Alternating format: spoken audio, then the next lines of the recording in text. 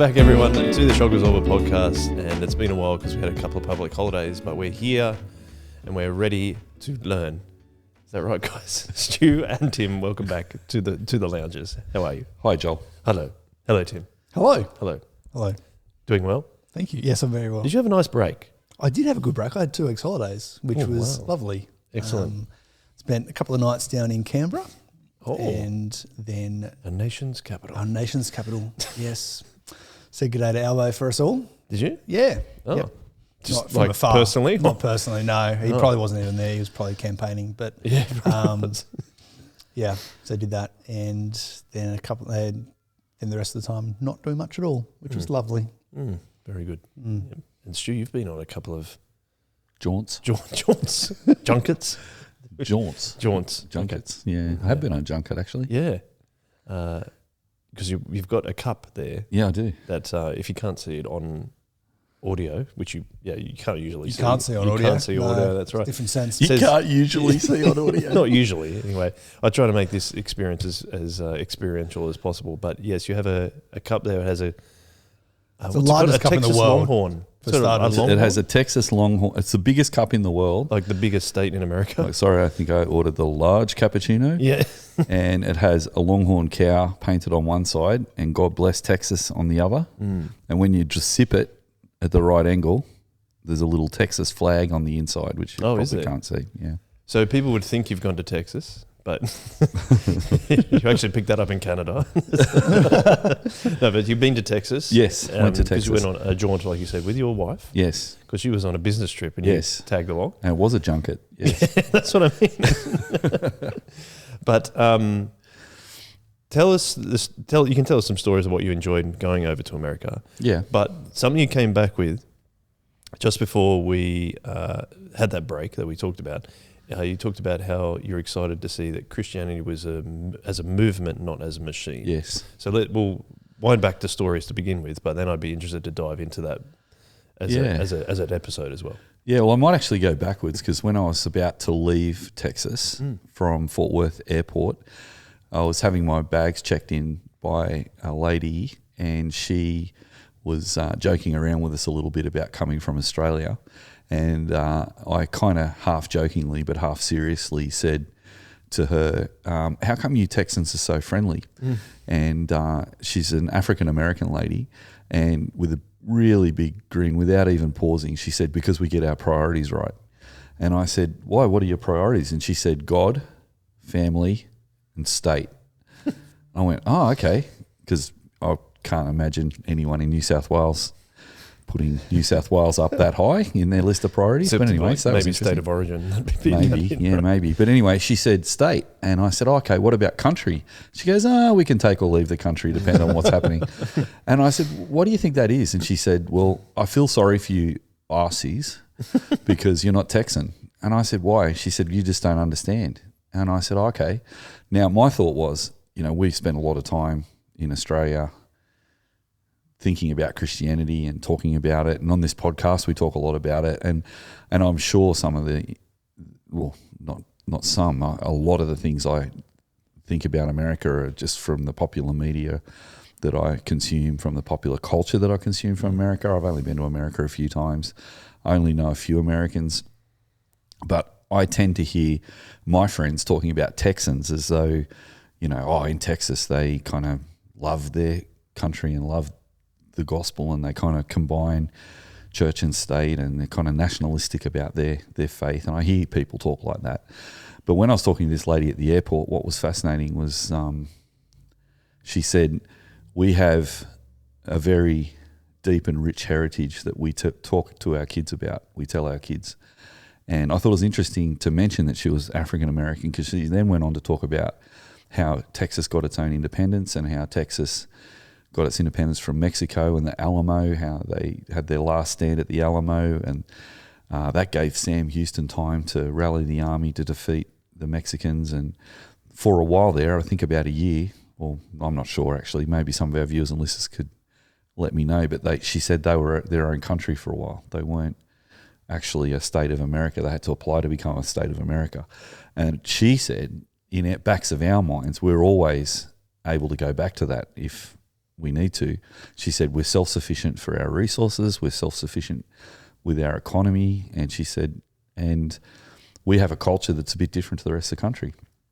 And I thought about that on the way home, and I thought, that's really interesting, because does Australia have some of that more movement edge to our thinking about what it is to be a citizen of Australia? And I suppose in our myths, we have the myth of egalitarianism and the myth of everybody's the same, and mateship and all that sort of stuff. Fair go. We have the myth of the tall poppy syndrome, that if people rise above the rest, that we cut them down, stuff like that.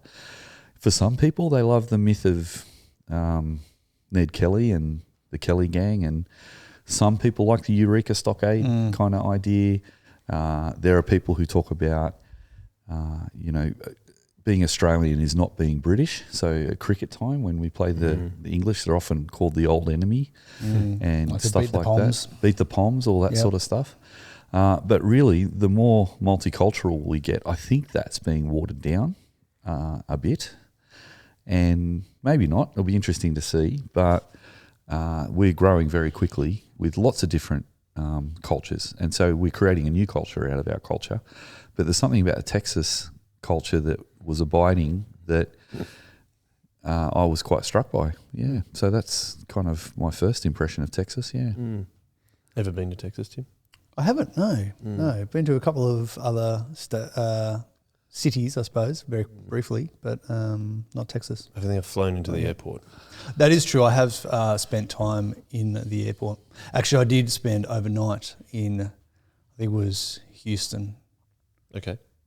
Or I got them confused with Houston or Dallas. Basically, we were meant to fly into one in one of my trips over, but there was cyclone season, so we got bumped to the other. And was flying with Qantas, and they apologised, and they put us up overnight in the Hilton and organised our flights, because we all missed our connecting flights.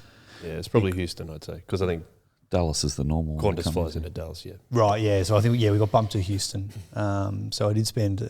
So I've spent overnight in the Hilton at Houston. That's the only time I've really been to. Classy. Hilton. Yeah. There you go. Yeah. Got a free dinner, thanks to Qantas. Thanks for stuffing me around. It's good. Okay. Actually, no, they were excellent. That was good. So my dad's lived in Dallas before, so my only real experience is what he's told me. It's interesting that how they see themselves, as you said, Stu, separate to the rest of America. Because I remember reading in Lyndon Johnson's biography by a man called Robert Caro, and it's the most gigantic biography. Still not even finished yet, is it? Not finished yet. Yeah. And I think he's finishing the 5th part now, right? Which is really only getting up to the Vietnam War, which Lyndon Johnson commanded America to get into. But he traces back, the reason it's so long is that he traces back generations of Lyndon Johnson's family, and they were originally part of forming Texas, or it was a frontier state basically, and how there's a big, like a rich vein of populism amongst the politics as well, because there was farmers who went out there thinking they were going to make lots of money with a whole lot of farming land, but it turned out that there was a lot of issues with the soil. So it would maybe 2 or 3 crops would work well, but then they churned up a whole lot of limestone, which would actually make it a lot worse within the soil and for growing crops. You created the Dust Bowl in the 30s. Yeah, thank you. So that's really helpful, because that's a really helpful thing, or a helpful thing to talk about, because there a lot of people were poor and looking for someone to. But it even started back in the 1800s, that kind of populist movement. Yeah, and then think about what my dad says is that when he lived there, so a lot of the electricity network, for example, was privatised. So the electricity costs are really low. And even he had an electric car, and you could get free electricity between 12 a.m. and 6 a.m. And so you could just set the electric car to charge in between those times, and it would be free. So you get free charging. So there's this element of a lot of freedom that you talk about. Yeah. But then when they actually had those freak snowstorms at a certain time, a lot of people were really struggling, because the network isn't maintained like a government would maintain the network, because it's privatised and it's cheaper, and therefore a lot of people were really affected by that because of their decisions to obviously have a privatised network. So it makes sense about why that woman you were talking to about the priorities and how important it was to kind of shape the way that they live. I was going to ask you though, then how does that, you're comparing like Texas, America to Australia, how does that make you think about the Christianity as a movement? Because are you seeing that the different movements have created different things? Well, I think the terrific thing about the New Testament is it's not prescriptive according to our expression. So one of the successes of the Christian movement is that it looks different everywhere you go, because there are principles there that can be applied differently in different contexts. And so, yeah, I didn't necessarily feel like I didn't feel like we needed to import Texan Christianity to Australia or anything like that. But I was just struck at how Christian things and expressions were tolerated. A lot more than. A lot more, yeah. So if you go into bookshops in Australia, the New Age is tolerated quite a lot. So you'll notice that, you can go into a bookshop and there'll be star sign books or, crystals or whatever there is, and people just don't. If you're not into it, you're not into it. You just walk past it, but you tolerate it. It's just there. Well, in Texas, it seemed like Christianity was that. So when we got off at the airport at Fort Worth, there was a little bookshop, secular bookshop, and it had a prominent display out the front, bestseller journal for young men who are seeking to be godly was the handwritten note. And there's this journal being sold in this bookshop. So Lou thought, that'd be nice for Elijah. I'll buy that. And she bought that. And it was alongside all the other secular books. I was in a restaurant down in San Antonio, and our waiter, a terrific Hispanic guy, was heaps of fun. And during the meal, as he was serving us, he said, what do you do for a living? And I said, I'm a pastor. And he said, would you pray for me? And I said, yeah, I can pray for you. And thought he meant, in the future. In the future, can you pray for me? And he said, and there he was with his hands folded, his head down, and then he looked up. He says, now, please. Wow. And I went, okay. And he said, can you put your hand on my shoulder to pray for me too? And I'm, yeah, okay. So I prayed for him. And he's in the middle of his job. In the middle of his job. Yeah. In the middle of a restaurant. No one cared. Everyone's like, yeah, that's cool. And I'm sure not everybody at the restaurant were Christian, but no one cared. Or if they did, they didn't say anything about it. And then there were things like that. There's a massive, massive roadside chain called Buc-ee's, which has basically got Kmart attached to 20 pumps that cars can pull in and fill up in, and it's got everything in there. And they had all this Christian stuff in there too. When we went to the rodeo, and people who've gone to rodeos know that it's not too dissimilar. A person came out with an American flag, rode around on a horse, and then everyone cheered. They did the national anthem, everyone cheered. They did that song, Great to Be an American, that song. So I've heard that a few times on the internet. Anyway, I think they use it at Trump rallies, I think. Okay. Anyway, and then but to my surprise, in the middle of all that, the announcer said, okay, everyone be upstanding for the prayer. And everybody stood up, and he said, please take your hats off. And all these people took their hats off. Hispanic, African-American, white people, it didn't matter. Everyone was standing with their hats off and their hands over their hearts. And then he prayed. He said something like, dear God, we pray for tonight that the athletes would be safe and that no animals would get hurt. None of the animals would get hurt. But most of all, Lord God, we just pray we have a real joyous time in the name of your precious Son, our Lord Jesus Christ. Amen. And this massive amen went out around the stadium. And I just went, wow. Anyway, Lou and I really moved. I was taken by surprise. I had a little tear come out of my eye, and I looked at Lou, and she had a little cry too. And we're like, wow, not even American. That was pretty moving. And I don't know what that was. I think from the secular sort of cynical Australian point of view, they just say that sort of stuff, and then actually, I told a friend of mine when I got to Sydney about that experience, and he said, yeah, but 6 million of them voted for Trump. So that was very cynical. And I said, maybe, mate, I said, I don't know that discounts what I experienced, because my lived experience of Texas was very wholesome, actually. There was people letting us in traffic. People would stop as you're crossing the road. People were saying hi. People were saying howdy and, all that sort of stuff. Places we stayed, no one was talking about politics at all. I didn't hear anyone talk about Trump the whole time I was in Texas, but everyone was nice that I talked to. And it felt like the Sutherland Shire in that some of the places were quite Anglo, but yet also not, because some of the places were really Hispanic and some of the places were really African American. So, but yeah, everywhere we went, people were happy to stop and have a chat. There's a different vibe to New Orleans when I went to New Orleans, which was fun, but a very different vibe. People didn't stop in traffic. People didn't say hello.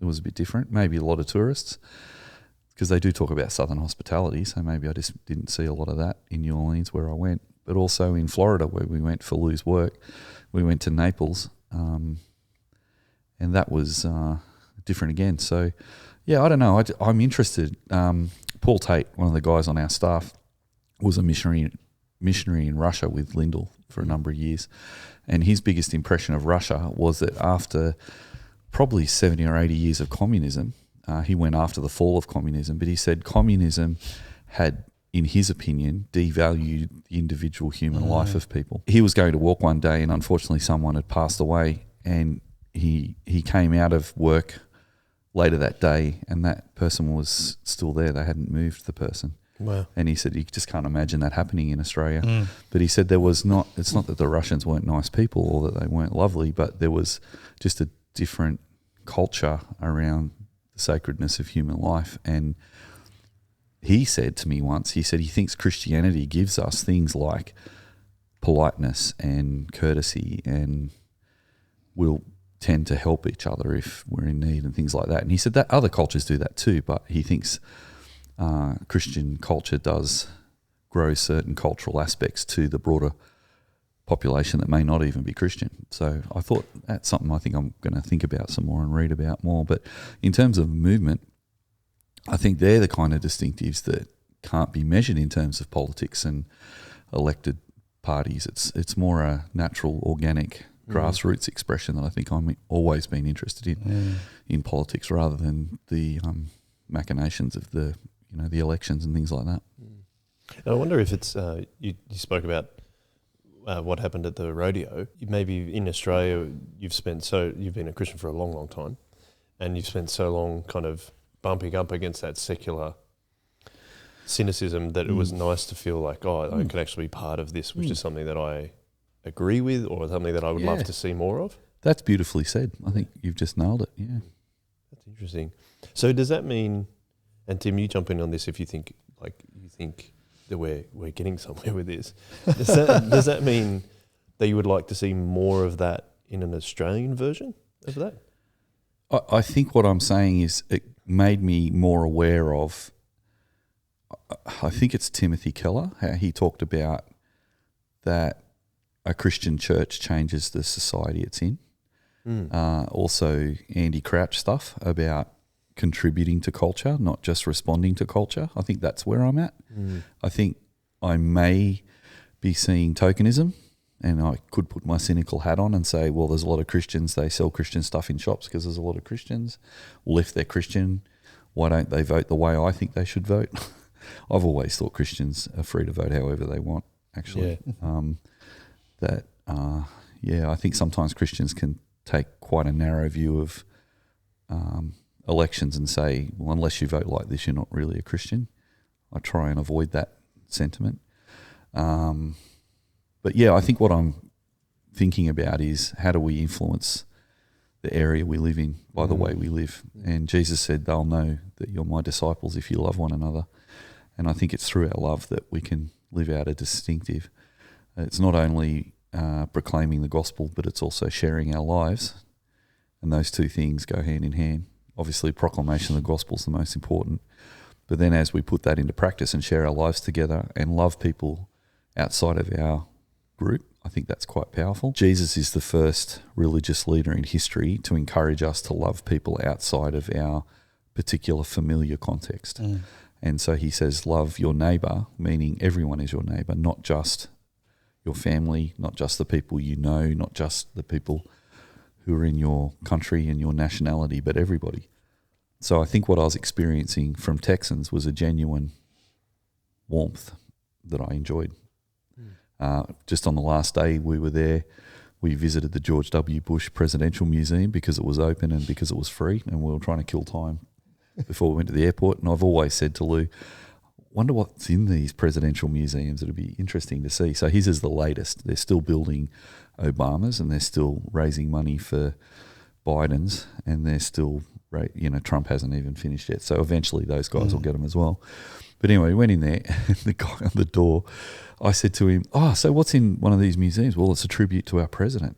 Don't you have these in Australia? And I laughed, for your prime ministers? And I said, no. And he said, don't you respect your prime ministers? And I laughed again. I said, probably not enough to build something that's bigger than the War Memorial for one of them. No, probably not. I said, there is a pub in Sydney named after Bob Hawke, but apart from that, I'm not sure. Yeah. So, I think I liked the warmth. Anyway, he said, he was the second person to say this to me. He said, I feel sorry for you. Yeah, it's interesting, isn't and it? I thought, that's interesting. I still don't really know what he meant by that, but I laughed it off and I walked on, Mm-hmm.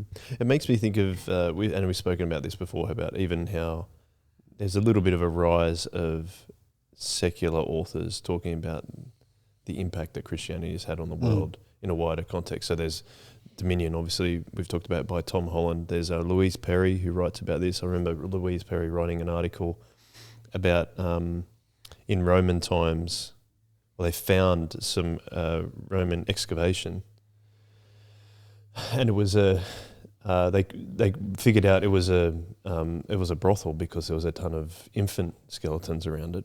Oh, how sad. Yeah, but the thing was that she used that to contrast that as Christianity spread across the world, and particularly in the Roman world, that Christian women would come and look after those babies rather than being left out to be exposed to die. And I think that's a good illustration of, or a parallel at least to what you're talking about, I think, is that you can have an impact on society and your neighbours as well. And Tim, I think you spoke about this a long time ago, Tim, on the podcast, is that it's not just you getting in the car and driving to church and then you come home again and then you're just next to your like you're living next to your neighbour. It's like, what kind of impact can you have just by saying hello to them while you're putting out the bins or something that, right? Can you tell us more about that? Like, I think Tom Holland and Louise Perry are onto something. Yeah. Coincidentally, that's because I'm a Christian, but maybe not coincidentally, actually.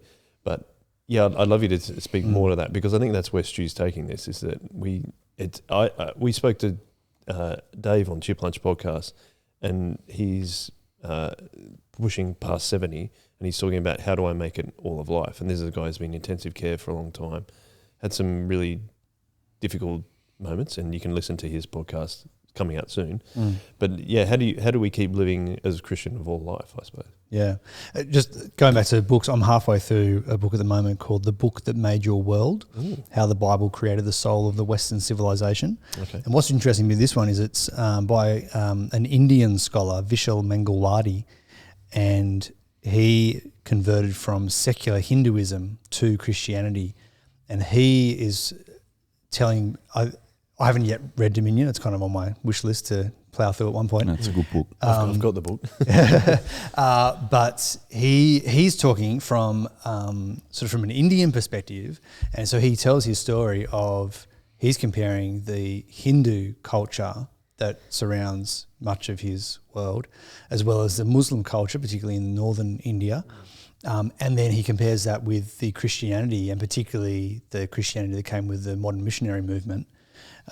Which is much bigger in the south of India, I think. Yeah, right. Or maybe I'm not sure of my geography. I'm quoting our friend Jabish, okay, who was actually born there. Yeah, great. Yeah. So he's talking about that, and obviously, and he's wrestling also with a lot of the Indians have a critical view of the missionary movement, in the same way that a lot of Indigenous Australians can sometimes have a critical view of Christianity because it came with colonisation. So they were intertwined in a way, and he's trying to pull that apart. But like Tom Holland's argument, he's really saying, no, there's all of these good things about Christianity, and it has shaped our world, and he can compare it from within the context of being an Indian and converting from Hinduism to Christianity. So that's a fascinating one as well that I'm halfway through. It's a bit older than Dominion.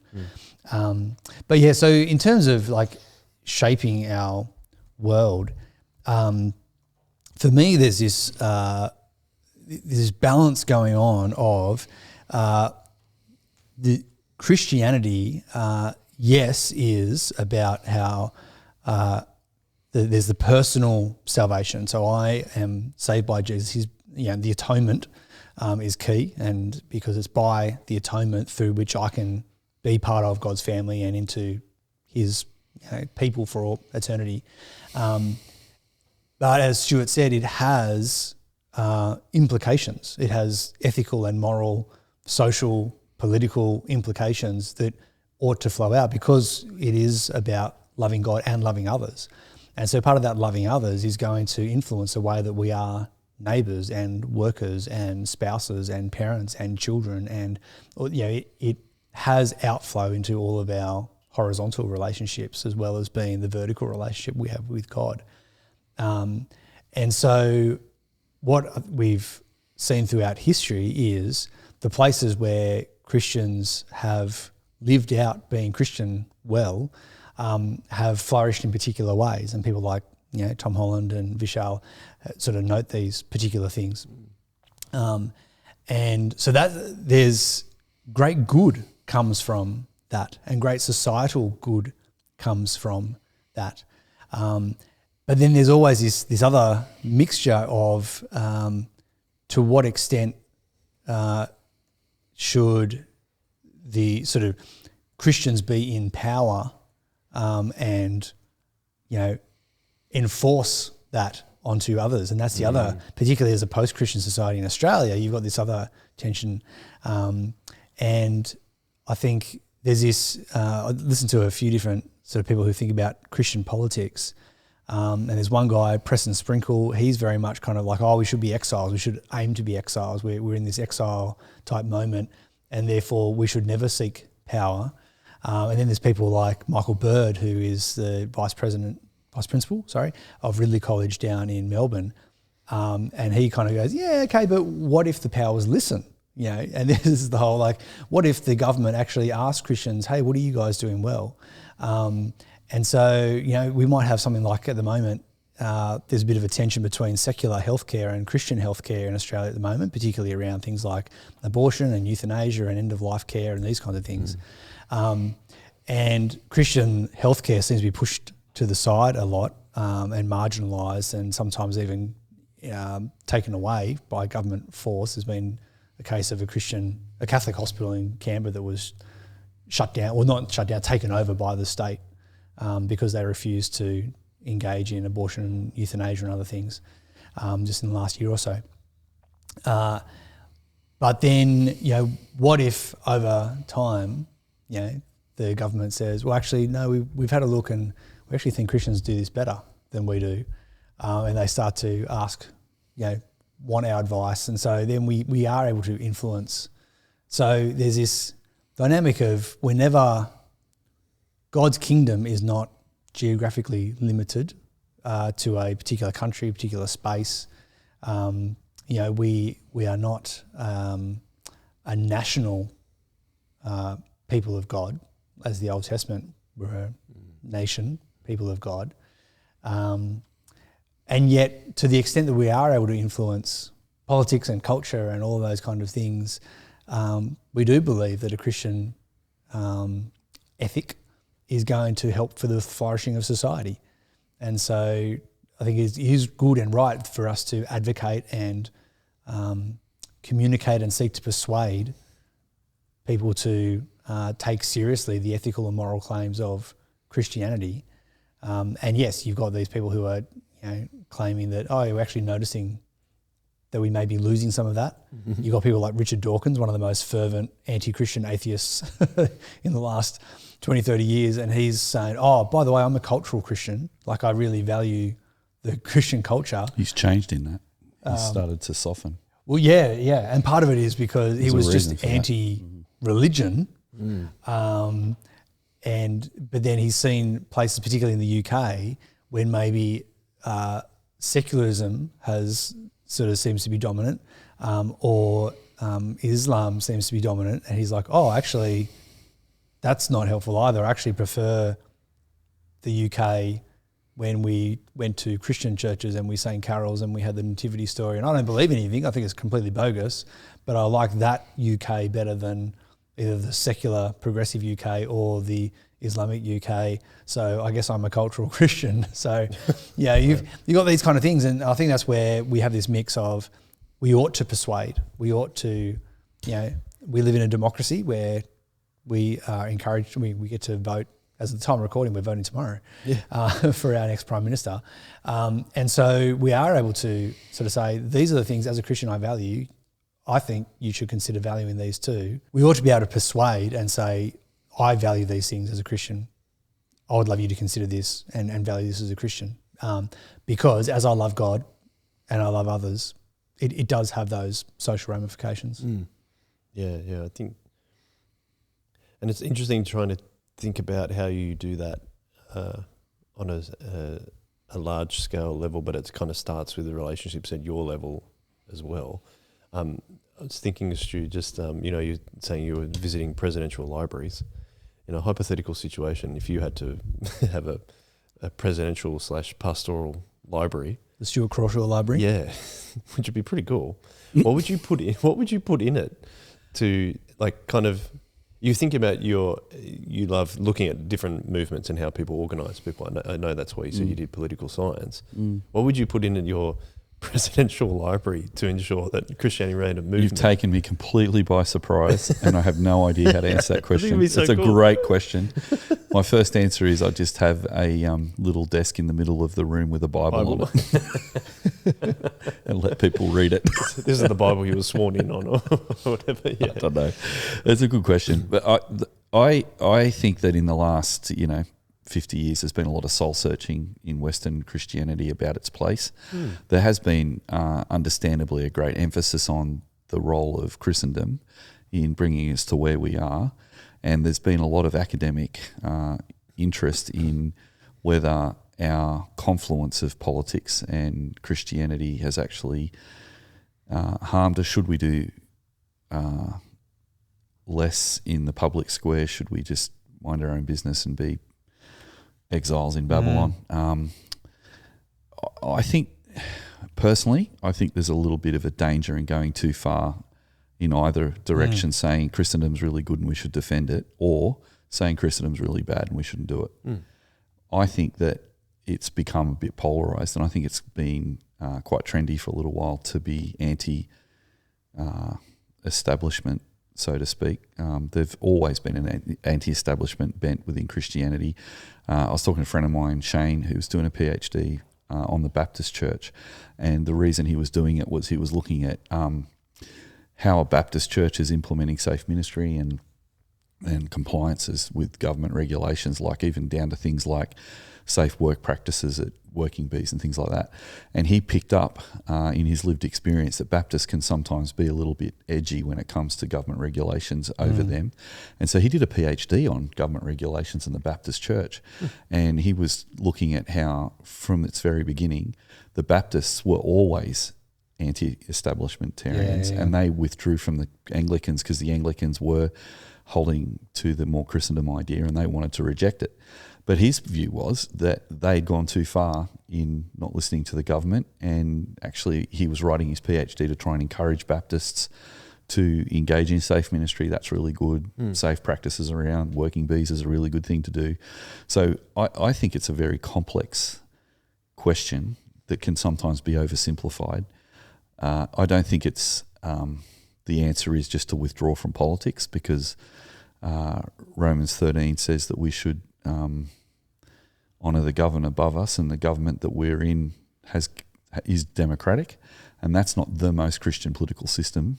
It's just the system we live in, and part of that is we can have a voice. Part of it is we can vote.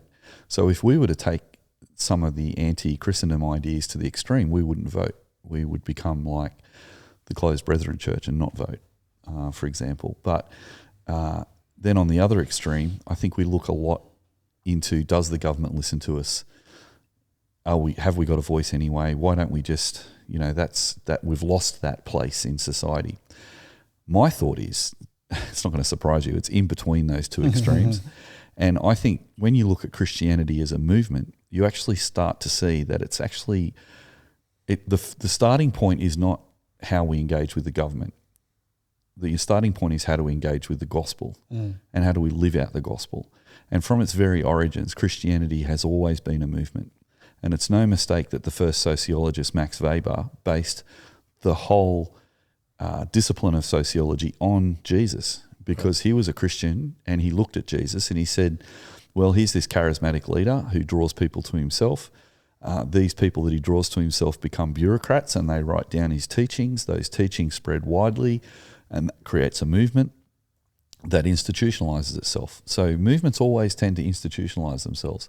So that's why I don't tend to despise institutional expressions of Christianity, because there's a lot of sense in making an institutional expression.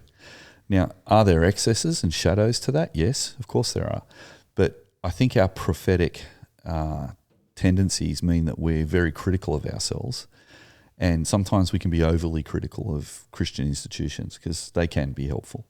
So you're right, like with our hospitals, do we just sell all our hospitals and say, well, we don't agree with the latest government regulations on medically assisted dying, so let's just close down? I don't know the answer to that. There's people who are way more trained than I am that would be able to better answer that question, but I wouldn't rush to that because I know our hospitals do a lot of good work. I liked your phrase that when Christians live well, the outcomes can be really good. But I'd like to posit that in every generation there are Christians who live well. And within Christendom, there were, and you would say the same thing. And there are Christians within Christendom that lived well. Now we will often look to, there were bishops who. I went to Germany, and I was in Germany, southern Germany, and I was in that town. You guys might be able to help me. We went into Austria. Actually, we went further south in Austria. Salzburg. Yes, there was a bishop in Salzburg who was also the political leader of Salzburg for many years during the Peasants' Revolution, and he was called the Bishop Lord or something. You might be able to look it up. I can't remember. Anyway, went to this castle. It's on top of a hill, and the tour guide was very excited to show us into the main room of where he used to have the banquets. And there's a big hole in one of the pillars. So it's a wonder it's not fallen down, and it's right next to a window. And he said, "Does anyone know what happened to this pillar?" And we're like, "No." Well, apparently the peasants stole one of the bishop's cannons and rolled it up close enough to the castle to fire it through the window, and it hit his pillar. Well, so the bishop said, "All right, tell the leaders of the peasants' revolt to come up to meet with me, and we'll have a banquet." So the leaders went, "Oh, okay, good. There's some conciliation. The bishop's going to back down." He was quite ruthless, apparently. They came into his audience. He closed all the doors and had them murdered there in front of him while he was eating his dinner. Now, there's a classic example of where Christendom is not a good thing. This guy's calling himself a bishop. He's also the Lord. Have you looked it up? Matthias Lang von Wellenberg? Yeah, sounds right. Yeah, I think so. He was the Prince Archbishop of Salzburg. That's Salzburg, right. Yeah. Prince Archbishop. And so it's one of the only areas in Europe where they had a bishop who was actually the Archbishop and the Prince at the same time. So, and there's lots of stories throughout Christendom of this sort of thing. But some of those peasants firing that cannon were Christians, and they were saying, "We don't think this is right." So what I want to point to in that story is not just the excesses of Christianity in the Prince Archbishop, but what about the peasants who, now we could have another podcast about war and peace and should Christians fight, but there were God-fearing people in that crowd who were saying to the bishop, "Actually, we're not going to let you get away with this." So what I point to in that, and I said to the tour guide used it as another example of how terrible Christianity is, and look at this guy, he calls himself a Christian leader, blah, blah, blah. And then I said, but what about the Christians in the crowd? That's only half the story. You've only told half the story of the particular person who called himself a Christian who was in power. And yes, there was a Christendom, but what about the people who were Christians who were saying, we don't want this to be the case? So it wasn't people who weren't Christians who were rebelling against that prince. They were Christians who were rebelling against that prince. The peasants' riots over in England were led by Christians. The Lollards, centuries before, hundreds of years before the Reformation, were saying, we want the everyday farm boy in the field to be able to read the Bible in his own language so the priests don't have control over him. They yes, you could point to Christianity and say, how bad was Christianity, that the priests were the only ones who read Latin. They told the people what the Bible said, and they had complete control over them because of that and the sacraments. Again, another podcast. But at the very least today, I want to point out that a movement is not just Christianity as an institution or Christianity as a movement. Even when Christianity had taken on institutional forms that were corrupt, it was everyday people who changed it, the movement. Fast forward to Hus. I went to Prague and I stood in the square where Hus was burnt. He was pre-Luther and he was calling for the same reformation that Luther was called for. He made the mistake of trying to engage with Rome, and because he didn't run away like Luther did, they burnt him in the square. And I was looking at the memorial to Hus in the square in Prague, and right opposite is the Hussite church that is still there. Now, not many people go to it, but it's there, and there is still the movement of Hus that's still alive in Prague. Czech Republic has the least amount of Christians in it in the whole of Europe, something like 1% or 2%. And it's a combination of the war, it's a combination of their views on the Catholic Church, and a combination of communism for many years. However, there are still Christians in that town. So I am so excited that Jesus is building his church and the gates of hell won't prevail against it. We all have excesses and shadows, but the Christian movement is a progressive movement. It just takes longer than modern secular progressive movements that are impatient. We serve a patient God. And yes, it took the Europeans 1,800 years of Christian influence to decide to get rid of slavery. But it was Christians who got rid of slavery. Luther took the Christian church many excesses during the time of Luther for a priest to step up in a small town to say, no, this isn't right. So my view on the Christian movement is that there's always this progress towards otherness, towards love, towards compassion, towards care. And Jesus is the first leader to say, as I said earlier, to care for people outside of your people group. So I don't think it's too bold to say the Christian movement has created the impetus and the momentum for many of the things we take for granted now that have become secularized, and humanists have forgotten their origins. And even things like popular education was popularized by Christians. We wouldn't have the education movement we have today if it wasn't for Christians in Australia saying we will put our own money, not someone else's, our own money into education to educate our children and do a better job of that. This is one of the points that Vishal Mangalwadi makes in his. He has a whole chapter on education, and particularly universities, and he talks about how he said it's not that there aren't very intelligent Hindus and very intelligent 100%. Muslims. Yeah. He said, but there is something in the Christian story that says that we will educate those who are less intelligent than us. He said other worldviews will see that as a threat. Why would you educate peasants? Like you want to keep them under the thumb. He said Christianity has created a worldview that became dominant in Europe, and through that has now spread to the rest of the world. And he said universities are an explicit fruit of that, of saying, no, we want to educate those who are not yet educated, because we don't want to keep people under the thumb, we want to raise people up. And so he's playing around with these ideas. There's all this stuff about, the image of God in every single person, honouring, those who are lower than you, raising up people rather than pushing them down. And so, that's a kind of an explicit example of how, the Christian ethos has kind of come through and affected all of that. Yeah, and talking about education, right up until Queen Victoria in England in the 1830s, there was still an indifference towards educating the masses. And so they didn't want to educate the masses because they were worried there'd be some similar impact to the French, where they had the French Revolution in the late 18th century. Yeah. So there was a moment there where they actually evacuated Queen Victoria from London because there was the threat of an uprising, and they brought cannon into the city. They had guards all in the city, and she was on the Isle of Wight, and they had the army in there, and the peasants weren't peasants in the medieval sense anymore, but poor people were coming to London to participate in this demonstration that could particularly become a revolution, and it rained. and they all went home. And so famously the English call that the weather saved England from a revolution that France endured. But that's what's interesting about that is it wasn't until the English revivals, the Protestant revivals, where capitalists, interestingly, who were making heaps and heaps of money out of their factories, were philanthropists, and they were the ones who started the first popular education campaigns. They were the ones who started the first real orphanages and caring for the poor. They were the first to get the kids out of the mine. So Christianity is progressive. It just takes time. Interestingly, someone said to me recently, do you know, and I have to check this statistic, but did you guys know how many people lived in poverty in 1830? In Australia or? No, in the world. No. It's estimated 90%. Right. Do you know how many live in poverty today? It's less than 10, isn't it? It's 5%. Yeah.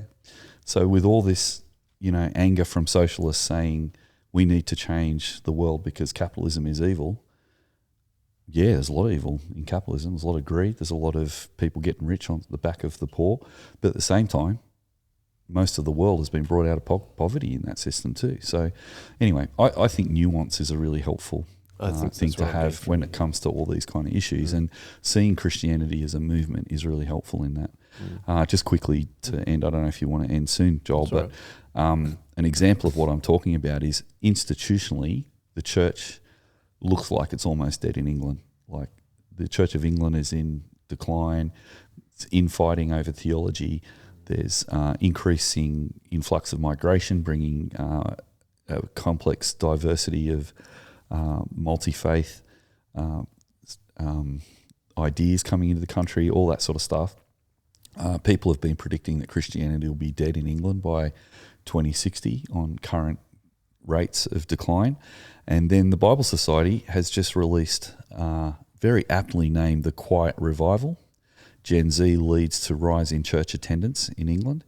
And what they've found is since 2018, the church has started growing amongst younger people, particularly younger men.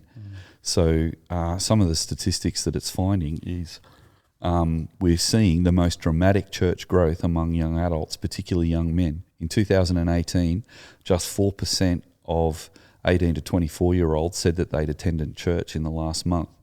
Today, says the Quiet Revival, this has risen to 16%, with young men increasing from 4% to 21% and young women from 3 to 12%. That's a movement.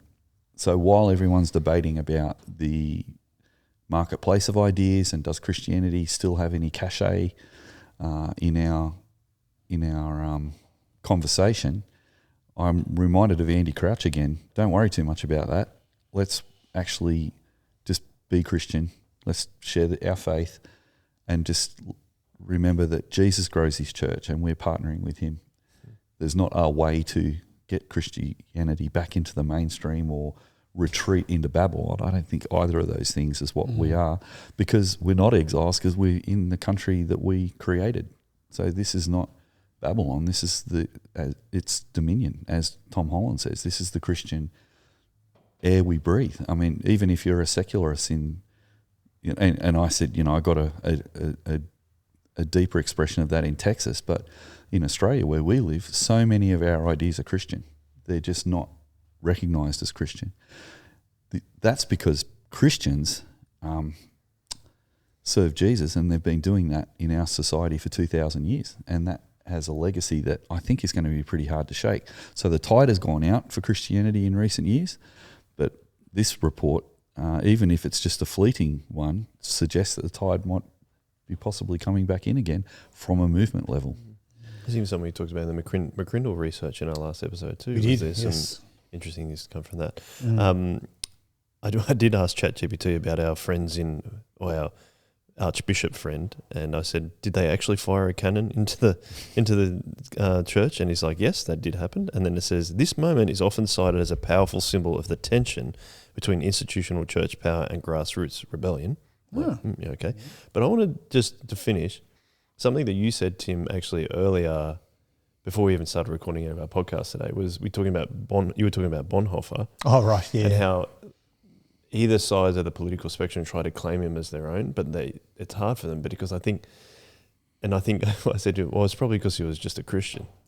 That's where the nuance lies, I think. And hopefully that summarises kind of what we're talking about today. Is we've even talked about holding the evangelical line previously as well, is that the nuance and being a movement means actually just being Christian and confident Christians, like we've talked about before. So anything you want to say on that? Oh, no, I was just talking, we were talking about, again, with Dave Burton, who will be on the Chip Lunch episode coming out soon. He had just seen the Bonhoeffer movie. Oh, yes. And we were talking about how, both, it feels like everyone, regardless of their theological or political spectrum, where they are on the spectrum, want to claim Bonhoeffer as their own. Because I think universally we see here is a guy who stood up to an atrocious regime and was thoroughly Christian, and people go, oh, well, there we go, we want to do that. But it's just interesting the way that, the theological and political left will claim him for particular reasons and say, oh, this is why he's like us.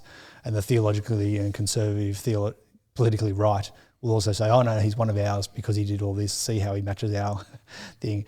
And part of this is what we talked about in our series a number of years ago now, in holding that evangelical line, but also disconnecting theology and politics. And I think that another book we've talked about a number of times is Christopher Watkin's Biblical Critical Theory, and this idea of diagonalising, and this idea that they're actually neither, when you're thinking politically, neither the political left nor the political right has a monopoly on Christian ethos, but we can interrogate both and see that there are aspects of Christian ethos that they pick up, and there are distortions and misformations that both of them are going to express as well. And so what that means is that, you actually, there is no political party that is, the Christian ethos, like speaks for the kingdom of God. And part of that is because that wasn't God's intention. Jesus says to Pilate, my kingdom is not of this world. And so, yes, engage politically. Yes, seek for influence, seek to persuade, seek to be the best possible neighbours and workers and colleagues. And by doing so, we will influence society. Like, we will have effect. And this is great and wonderful that we ought to have effect that blesses our neighbours. This is part of what it means to be a Christian. That's, as you said, that's the point. And I think the last thought that was going through my head is we have started a series at church on 1 Kings. And when we're doing Bible study on Tuesday night and just kind of doing an overview, here's what to expect in the book of 1 Kings. I said, here's one of the things to look out for. Look out for the dynamic between the king and the prophets. Because what's happening here is God has established the monarchy. And so in that sense, you can say, well, there's nothing wrong with having, Yahweh followers, God appointed authorities ruling over, the country. And yet they need to continually be in the right conversation with the prophets who are hearing from God and speaking to them. And part of the story of 1 Kings is the failure of the monarchy as they get more and more corrupt to listen to the voice of the prophet. And so it's this dynamic back and forward. And I think what that means, for us is, yes, there's nothing inherently wrong with having political power, social power, institutional power. All of these things can be God-given and can be great blessings to society, as long as we keep coming back to God's word represented through the prophets of the Old Testament and going, okay, how allowing this to continue to shape and reshape how we're thinking. And so again, it's the shock absorber in action. It's the more mature and the less mature having conversations with each other, but also those in the establishment and those without power listening to each other and seeking to influence each other. And how different Salzburg might have been if the bishop had been humble enough to say, all right, Christian brothers and sisters, let's have a conversation about the way that we both understand what it means to be a Christian. Maybe it doesn't involve firing cannons, nor does it involve locking people in a room and murdering them while I eat my dinner. Perhaps there is another way to be Christian. another way to actually express what it means to be kingdom of God and have influence in the world. So my add-on to that is both those things always happen at the same time. So again, the definition of politics is how do we organise ourselves? Yeah. So politics is seen as a dirty word by some Christians, or it's seen as something we shouldn't get involved in, but Christianity is a way of organising ourselves. And when we organise ourselves, it's a numbers game. Politics is a numbers game. If you get enough Roman citizens who are Christian, then the emperor can have a vision or not have a vision, but he's got a very strong determinant factor to maybe start thinking about being kinder to Christians and maybe even become one, because the number of people becoming Christians is actually the focus. And I think, again, with people thinking about political power, they forget it's about how many people we're talking about here.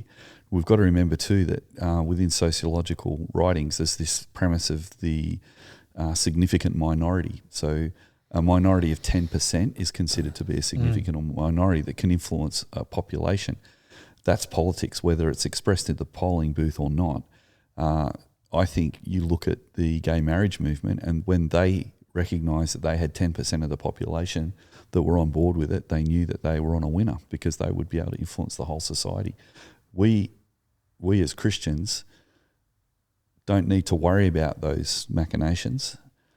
We just need to get on with being Christian and trust that Jesus is building his church and it's growing all over the world. And throughout history, there's been ebbs and flows. There's been times where the Christian church has been persecuted. There's been times when it's not persecuted. There's been times where it's grown. There's been times when it hasn't grown. But in every generation, we're called to stand. And that's the strategy of the Christian church. And so I think that, as I said earlier, there is no one expression for us as Christians that we have to commit to. That's why Christianity actually doesn't have any food laws. There are Christians who've put food laws on other Christians, but we don't have food laws even. And we're the only religion in the world with no food laws. And so there's this freedom aspect to Christianity that I think we've forgotten in the West at the moment. People see it as an inhibitor to natural instincts, and at the moment natural instincts are seen as the highest good. But in other generations, people have seen the perverse nature of natural instincts and the destruction it can do to the individual and to the society. And so sooner or later, people are going to start to understand that to be made in the image of God is not a controlling thing, it's a freedom thing. Now, just to finish the last thing I'd like to say, I was watching YouTube this morning, and there was a really intelligent young lady who was explaining to somebody else the idea of being dead spiritually and then coming alive. And this guy was kind of quite aggressively saying to her, how can you Christians say that I'm dead? And she said, well, I'd be interested to see what you think about this metaphor, because I'm sure it has limitations that I haven't seen yet, but it was delightful. She said, well, have you considered a glove? A glove is made in the image of a human hand, but without a human hand, it's lifeless. But you put that human hand in it and it is actually able to do what it's designed to do. She said, we are like a glove. We have been made by God for him to have his image abide in us, and that's where we get our power.